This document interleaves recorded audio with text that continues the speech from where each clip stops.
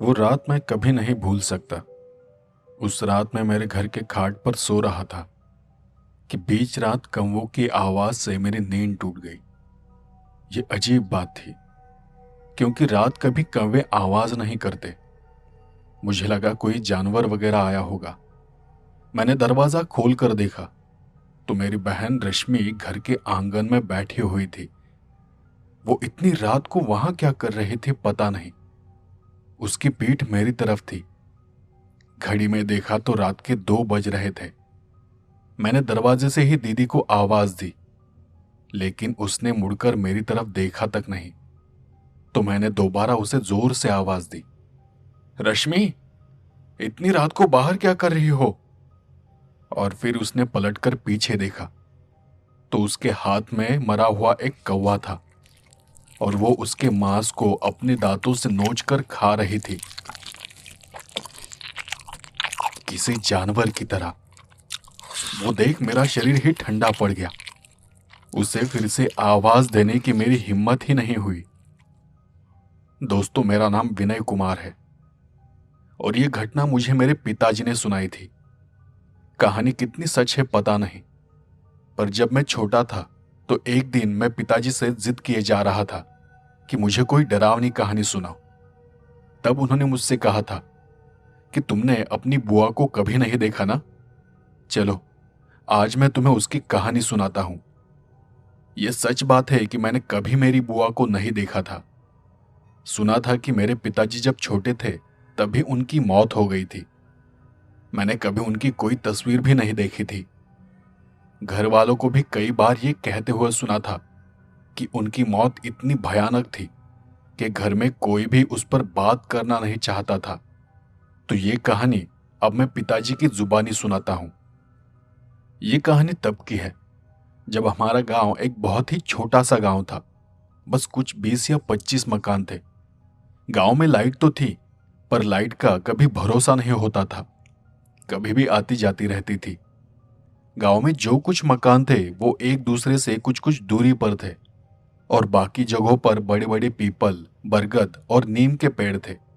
कहीं छोटे पौधे तो कहीं कमर तक उगी हुई घास थी। अंधेरा हो जाने पर गांव में इतना सन्नाटा फैल जाता कि घर से बाहर निकलने से भी डर लगने लगता था। एक रात की बात है। अंधेरा काफी हो चुका था और मैं दूसरे एक गांव से अपने गांव वापस आ रहा था। रास्ता थोड़ा कच्चा होने की वजह से चलने में तकलीफ हो रही थी, तो मैं रास्ते को टटोलता हुआ और आसपास नजर रखते हुए आगे आगे जा रहा था। रास्ते में पंचायत की लाइटें लगी हुई थी, लेकिन हमेशा की तरह वो आज भी बंद थी। अंधेरा बहुत ज्यादा था, पर फिर भी आंखों को अंधेरे की आदत हो जाने की वजह से सामने कुछ कुछ नजर आ रहा था। सन्नाटा इतना था कि हर तरफ से बस झिंगुर की आवाज सुनाई पड़ रही थी। उसके सिवाय और कोई आवाज कानों में पड़ती नहीं थी। मैं हर एक आहट को सुनते हुए गांव की ओर बढ़ रहा था। मेरा गला तक सूख चुका था। कभी कभी लोगों के बीच हम बड़ी बड़ी बातें करते हैं, कहते हैं कि मैं किसी से नहीं डरता, लेकिन असली डर का एहसास ऐसे अंधेरे में होता है। असल में डर क्या होता है ये तब समझ आता है जब हम किसी सुनसान जगह पर अकेले होते हैं और वहां का माहौल भी उतना ही डरावना होता है। मैं जल्दी जल्दी में अपने पैर उठाते हुए घर की तरफ बढ़े जा रहा था। मेरा घर अब बस कुछ ही दूरी पर था कि मैंने एक बरगद के पेड़ के पास कुछ हलचल सुनी, तो मैं वहीं अपनी जगह पर ही रुक गया। मैंने तिरछी नजर से वहां देखा। वहां कोई बैठा हुआ था। मैंने फिर से उसे ठीक से देखने की कोशिश की और घबराते हुए उसे आवाज दी, कौन है? तो सामने से मुझे जवाब आया, भैया, मैं हूं। वो मेरी बहन की आवाज थी। तो मैंने उसे चिल्लाते हुए कहा, रश्मि, तू जानती है ना अमावस की रात है, तू यहां क्या कर रही है? तो मेरी बहन ने रोते हुए ही कहा कि वो तो अपनी दोस्त के घर खेलने गई थी, पर खेल खेल में वक्त का पता ही नहीं चला। अंधेरा होने पर वो उनके घर से तो निकली, लेकिन किसी की आवाज सुनकर वो डर के मारे यहीं पेड़ के पास छुप गई। जब मैंने उसे हाथ लगाया तो वो डर के मारे बहुत बुरी तरह से कांप रही थी। तो मैं उसे पकड़ते हुए घर ले गया। वो डर रही थी कि कहीं माँ को पता चला तो माँ उसे बहुत मारेगी। माँ को बस इतना पता था कि वो अपनी दोस्त की यहाँ खेलने गई है और वो मेरे ही घर आने का इंतजार कर रही थी।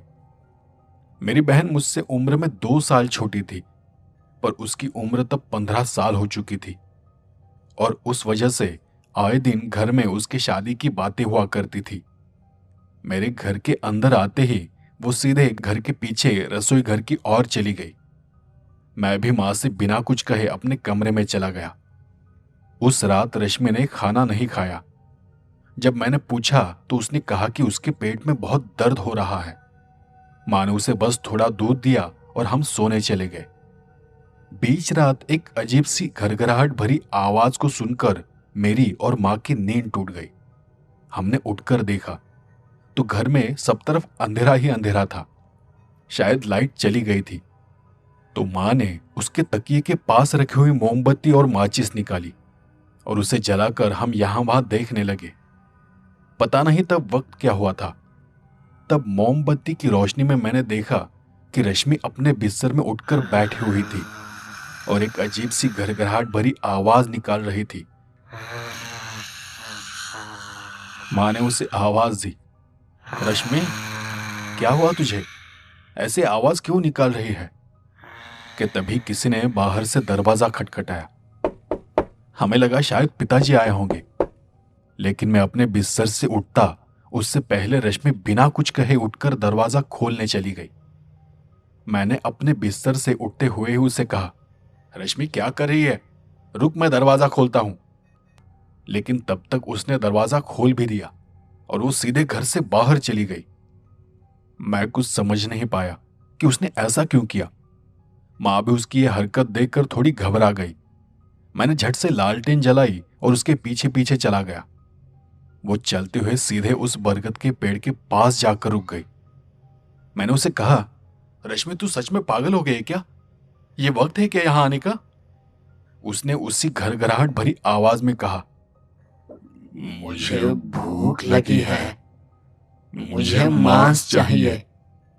एक पल के लिए तो मेरे रोंगटे खड़े हो गए। मेरी माँ पीछे दरवाजे पर खड़ी होकर हमें ही देख रही थी। मुझे एक बात समझ नहीं आई कि बाहर तो कोई दिखाई नहीं दे रहा था, तो फिर दरवाजा किसने बजाया था?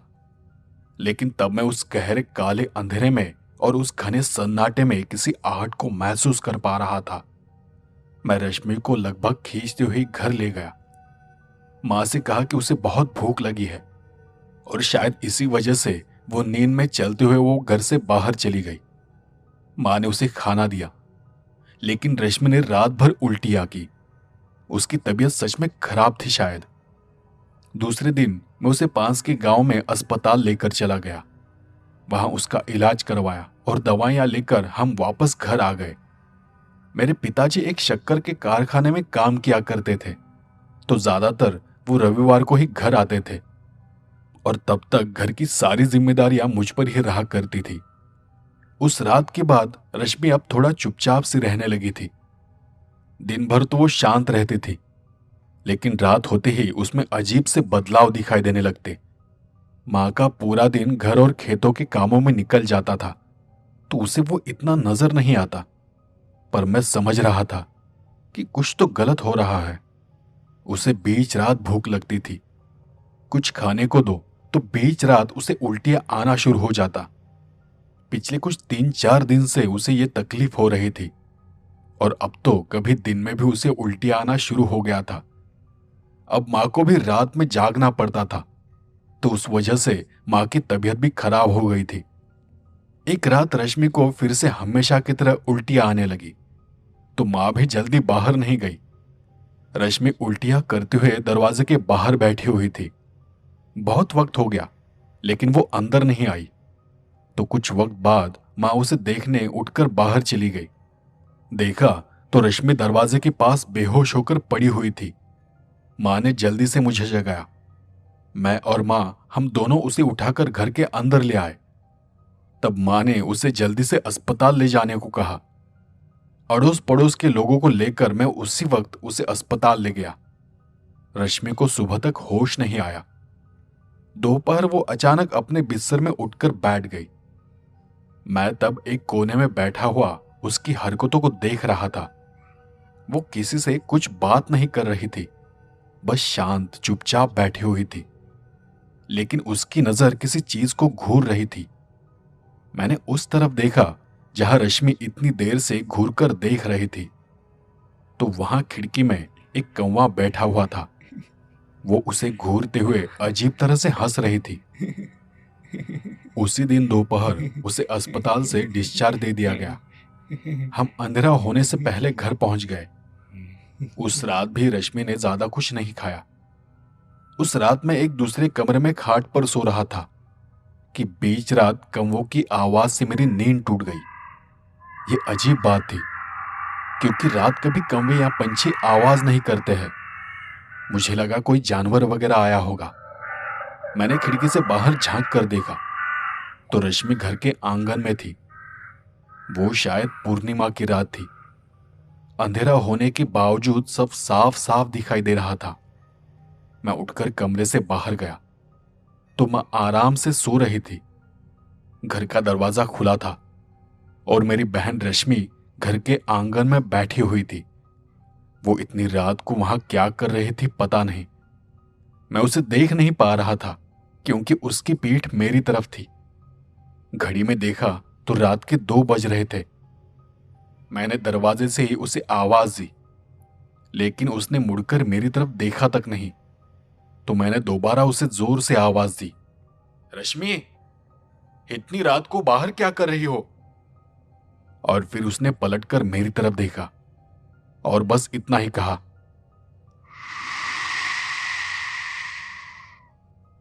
वो मुझे चुप रहने के लिए कह रही थी।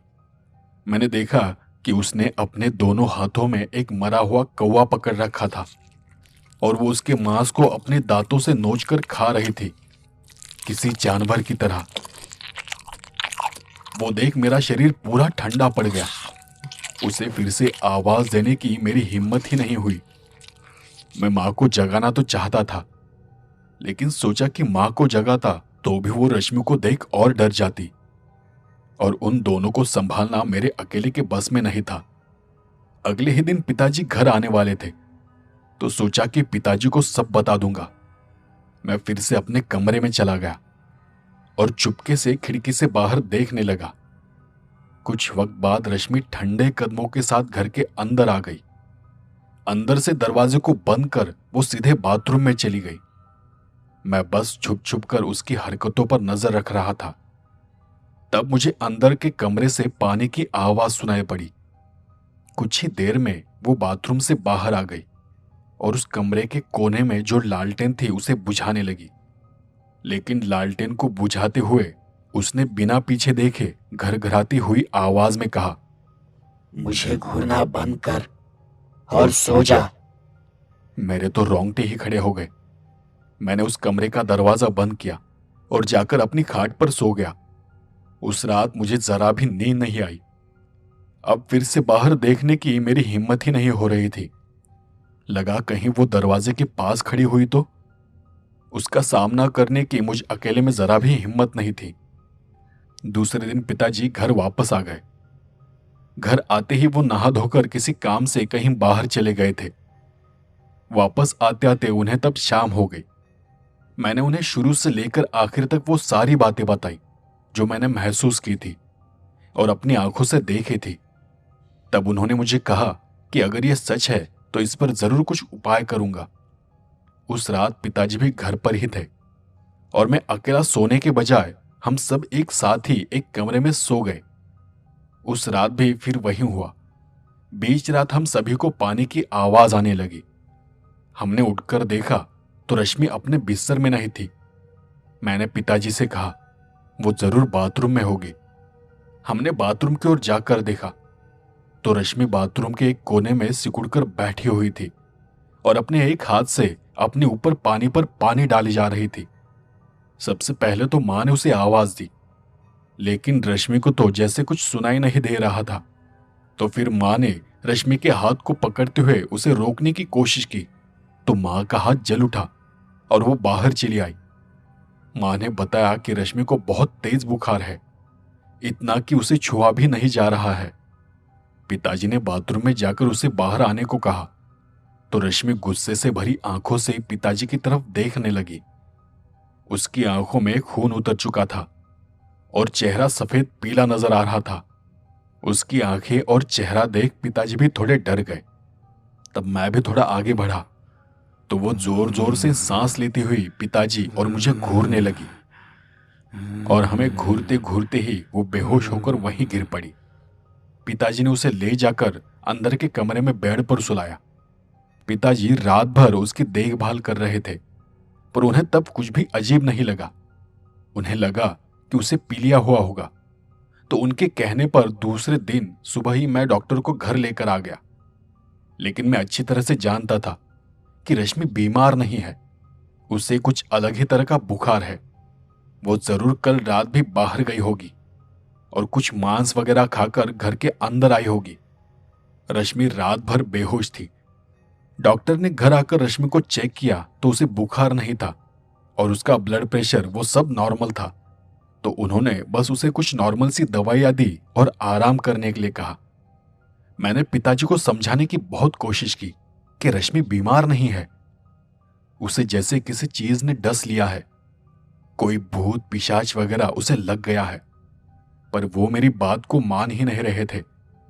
उन्होंने मेरे हाथ में कुछ पैसे थमाते हुए कहा कि अगले दिन सुबह वो वापस काम पर जाने वाले हैं, तो घर का ख्याल फिर से मुझे ही रखना है। वो रात भी हम सभी एक कमरे में ही सोए थे, बस रश्मि दूसरे कमरे में खाट पर सो रही थी। रात करीब 2 बज रहे होंगे कि बर्तनों की खड़खड़ाहट भरी आवाज को सुनकर हम सबकी नींद खुल गई। हमने उठकर देखा तो पूरे घर में एक अजीब सी बदबू फैल चुकी थी। वो किसी सड़े हुए मांस की बदबू की तरह थी। मां उठकर घर में यहां वहां देखने लगी। पिताजी भी जाग गए थे। उन्होंने रश्मि के कमरे में जाकर देखा तो वो वहां नहीं थी। मैं समझ गया कि जरूर कुछ गड़बड़ है। मां ने लाइट चालू करनी चाहिए, पर लाइट भी चली गई थी। हमारे यहां लाइट जाना आम बात थी, तो मां ने अपने तकिए के पास रखी हुई मोमबत्ती और माचिस निकाली। मां ने उस अंधेरे में मोमबत्ती जलाई और रसोई घर की तरफ जाने लगी। मैं भी डरते हुए उसके पीछे पीछे जाने लगा। उस मोमबत्ती की रोशनी में बस कुछ कुछ नजर आ रहा था। वो बदबू इतनी तेज थी कि हमें सांस लेने में तकलीफ हो रही थी, लेकिन फिर भी मैं मां के साथ साथ आगे जा रहा था। असल में मुझे अकेले कमरे में रुकने से डर लग रहा था। पिताजी तब तक दूसरे कमरों को देख रहे थे। हम सामने के एक कमरे को पार करते हुए रसोई घर के पास पहुंच गए। खिड़की से आती चांद की रोशनी पूरे रसोई घर में फैली हुई थी। उस रोशनी में हमने देखा कि रसोई घर में कोई था। मैं उसे देखते ही पहचान गया कि ये रश्मि ही है। मैं रसोई घर की चौखट में ही रुक गया। मां मोमबत्ती लेकर अंदर चली गई और उसने पीछे से मेरी बहन को आवाज दी, रश्मि, इतनी रात को किचन में क्या कर रही हो? भूख लगी थी तो मुझे बता देती। मेरी बहन ने मां की बात का कोई जवाब नहीं दिया। मैं उस रोशनी में देख पा रहा था कि उसके बाल खुले हुए थे। उसकी सांसों की अजीब सी आवाज को मैं उस पूरे रसोई घर में महसूस कर पा रहा था। मां भी उसका वो रूप देखकर थोड़ी डरी हुई थी। मां ने और थोड़ा आगे बढ़ते हुए देखने की कोशिश की कि रश्मि आखिर इतनी रात को वहां क्या कर रही है, पर सामने का नजारा देख उसकी आंखें खुली की खुली रह गई। उसके पूरे बदन में सर से लेकर पांव तक एक बिजली सी दौड़ गई। मां ने रसोई घर की फर्श की ओर देखा। रसोई घर में हर तरफ खून ही खून फैला हुआ था और रश्मि किसी जानवर का मांस खा रही थी। रश्मि के हाथ में एक बड़ा सा छुरा था और वो छुरे से मांस को काट रही थी। वो देख मां की आवाज गले में ही अटक गई। मां बस कांपते हुए खड़े खड़े ही रश्मि को देखे जा रही थी। मेरे कदमों के पास मुझे कुछ मुलायम सा महसूस हुआ। मां भी तब तक पीछे आ गई थी। मैंने नीचे देखा तो नीचे कदमों के पास जानवर की अतड़ियां खून से लथपथ और शरीर के कुछ अंग पड़े हुए थे। वो देख मां अब जोर से चीख उठी। रसोई घर में हर तरफ बस खून ही खून नजर आ रहा था। माँ की आवाज सुनकर पिताजी भी दौड़कर वहां आ गए।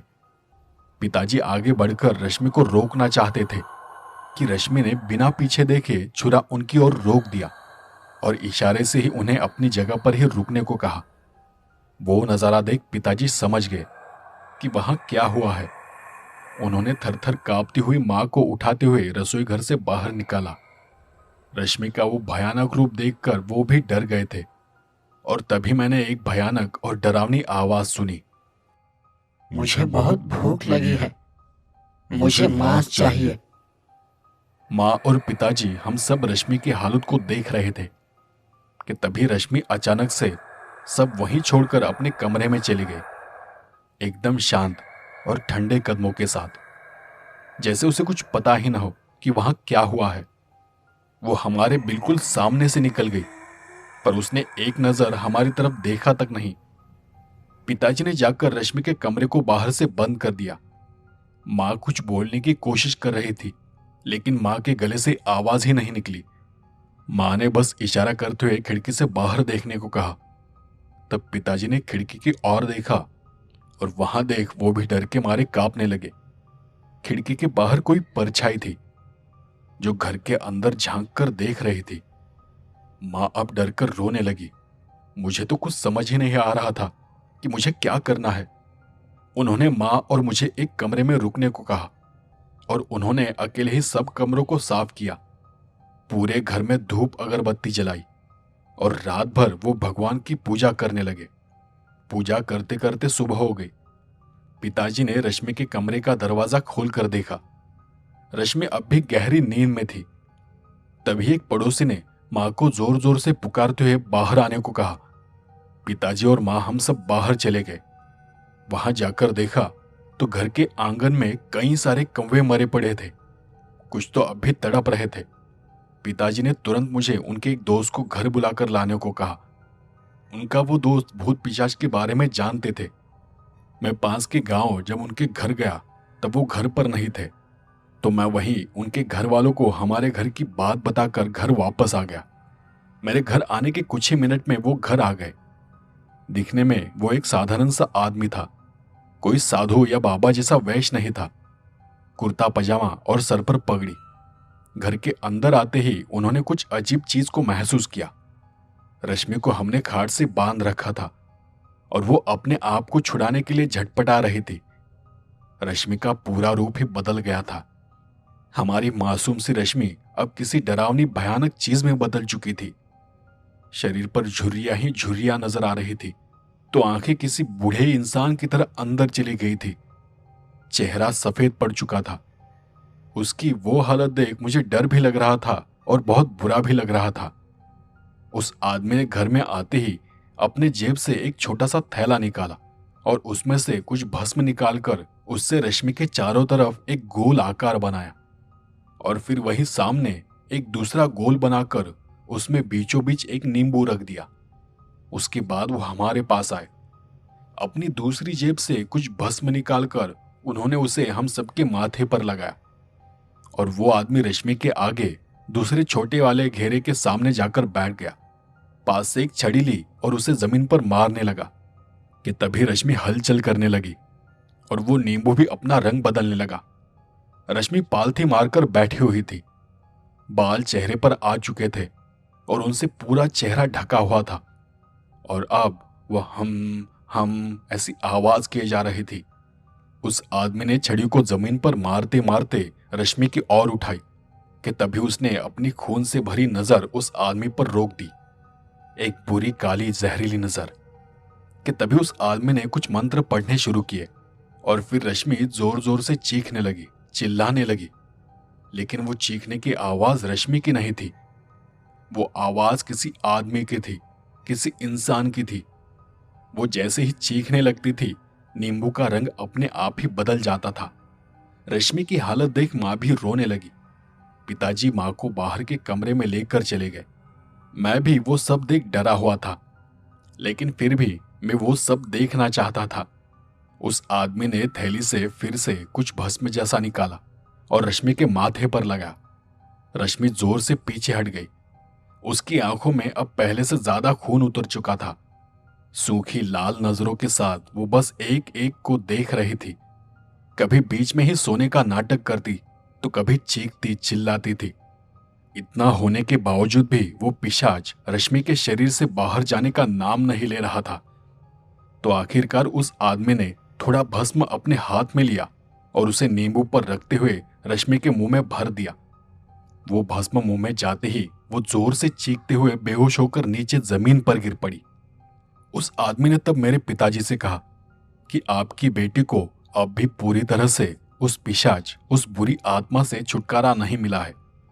उसे जल्द ही मालनाबाई मंदिर ले जाना होगा, तभी शायद कुछ हो सकता है। वो पिशाच बहुत ताकतवर है। वो अभी तो चला गया है, लेकिन मौका मिलते ही वो वापस आ जाएगा और आपकी बेटी को पकड़ लेगा। मेरे पिताजी और माँ रश्मि को लेकर मालनाबाई मंदिर चले गए। वो मंदिर कहाँ था, कितनी दूर था, मुझे पता ही नहीं था। लेकिन रात तक वो घर नहीं लौटे। उस रात मैं अकेला ही घर पर था।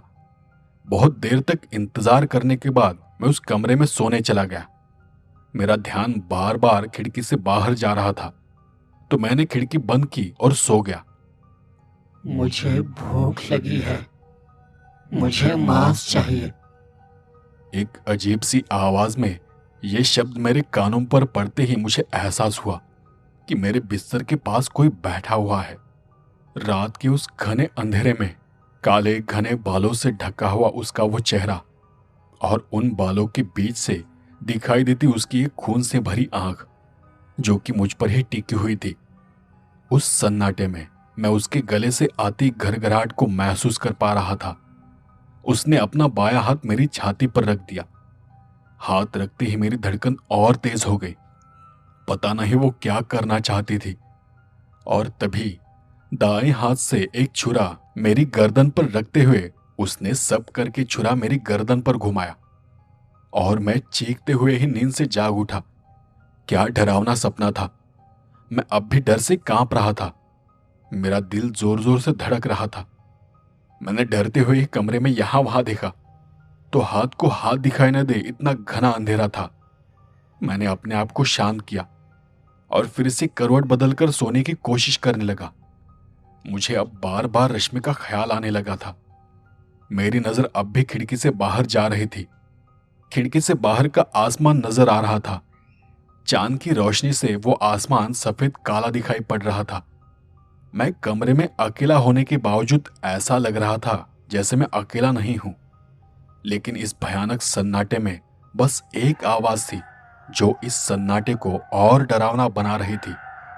बाहर से आती कुत्तों के रोने की आवाज और गरजते हुए बादल। शायद बारिश होने वाली थी और इन सब में मुझे बार बार ऐसा लग रहा था जैसे कोई अब भी मेरे सर के पास बैठा हुआ है, जिसके हाथ में धारदार छुरा है और वो बस मेरे सोने का इंतजार कर रहा है। वो कमरे में कहाँ है ये बताना मुश्किल है, पर उसकी आहट को मैं अब भी महसूस कर पा रहा था। मैंने एक तरफ से दूसरी तरफ करवट बदली कि तब मैंने महसूस किया कि कोई मेरे सर के पास बैठा हुआ था। लेकिन मेरे करवट बदलते ही वो उठकर खड़ा हो गया। लेकिन वो कौन था? घर पर तो कोई नहीं है, तो फिर कौन है जिसे मैं महसूस कर पा रहा हूं? मेरे कान अब मेरे आसपास होती हर एक आहट को सुनने की कोशिश करने लगे, लेकिन मैं किसी के चलने की आवाज को सुन पा रहा था। कोई एक कमरे से दूसरे कमरे में चलकर जा रहा था। कभी वो आवाज दूर जाती सुनाई देती, तो कभी मेरे करीब आती और मैं अपने बदन को सिकुड़कर पड़ा रहता। जब कभी हमें घर में अकेले होने के बाद ऐसा कुछ महसूस होता है तो हमारा दिल कांप उठता है। लेकिन वो क्या है, वो देखने की हमारी हिम्मत नहीं होती। मेरा गला अब तक सूख चुका था, लेकिन उठकर पानी पीने तक की मुझ में हिम्मत नहीं थी। कुछ वक्त तक मैं ऐसे ही पड़ा रहा। सब शांत होने पर मैंने खिड़की से आती चांद की रोशनी में घड़ी में वक्त देखने की कोशिश की। रात के 2:15 हो गए थे। अब तक हमने जो भी अजीब देखा था या महसूस किया था वो ठीक 2 बजे के करीब ही घटा था। वो माहौल ऐसा था जैसे ये घर मुझे निगल जाएगा। मैं उस एहसास की वजह से रात भर सोया नहीं था। रात कुछ 3 बजे के करीब धड़ाम से घर का दरवाजा अपने आप खुला। वो इतनी बड़ी आवाज थी कि मेरा दिल जैसे कुछ पल के लिए धड़कना ही बंद हो गया था। मैंने धीरे से उठकर देखा तो मैंने किसी परछाई को घर से दूर जाते हुए देखा। कुछ ही देर में मेरे पिताजी और माँ भी घर आ गई, लेकिन उनके साथ रश्मि नहीं थी। उन्होंने कुछ दिनों तक मुझसे झूठ कहा कि रश्मि को इलाज के लिए वही मंदिर में रखा है, लेकिन कुछ दिन तक रश्मि के बारे में कोई बात नहीं हुई। तो मैंने बार बार माँ और पिताजी से पूछा कि क्या हुआ है, मुझे बताओ, रश्मि कहाँ है। तब पिताजी ने मुझे शांत करते हुए कहा कि रश्मि की उसी दिन मौत हो गई थी। मंदिर जाते वक्त ही वो हमसे बार बार ये कह रही थी कि उसे भूख लगी है और उसे खाने के लिए मांस चाहिए, पर हमने उसे जकड़ रखा था। लेकिन मंदिर तक पहुंचते पहुंचते रश्मि ने अपने खुद के हाथों और पैरों को बुरी तरह से नोच लिया था। एक वक्त तो उसने अपनी खुद की एक आंख निकाली और उसे अपने मुंह में रख उसे चबाने लगी। सब तरफ खून ही खून हो गया था। मंदिर तक पहुंचने से पहले ही उसका इतना खून बह चुका था कि वहां जाने से पहले ही उसकी मौत हो गई। रश्मि के साथ अचानक ये सब क्या हो गया था, किसी को कुछ पता नहीं चला। पिताजी के दोस्त ने घर आकर घर की शुद्धि करवा ली। तब उन्होंने बताया कि जिस अमावस की रात रश्मि बाहर खेलने गई थी, उस रात घर वापस आते आते एक पुकार को सुनकर वो बरगद के पेड़ के पास छुप गई। तब उसने देखा कि कुछ काली परछाइयां खिसकती हुई उसकी ओर बढ़ती चली आ रही है। वो देख रश्मि बहुत डर गई। वो समझ नहीं पाई कि क्या करना है, और किसी बुरी ताकतवर पिशाच ने रश्मि को अपने चपेट में ले लिया। यह सब वहीं से शुरू हुआ था और रश्मि के मौत के साथ अब सब खत्म हो चुका था।